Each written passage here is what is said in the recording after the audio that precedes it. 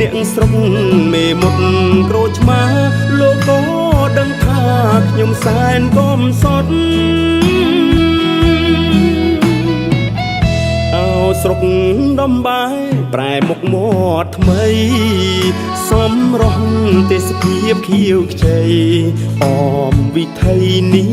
ស័យទេសចរត្រពាំងព្រីងអើយជួបហើយផ្កាស្រស់បវ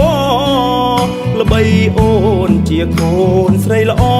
បេះដូងបងក៏ទៀមទាសុំស្នេហ៍បូមឃ្មុំខ្ញុំអើយអ្នក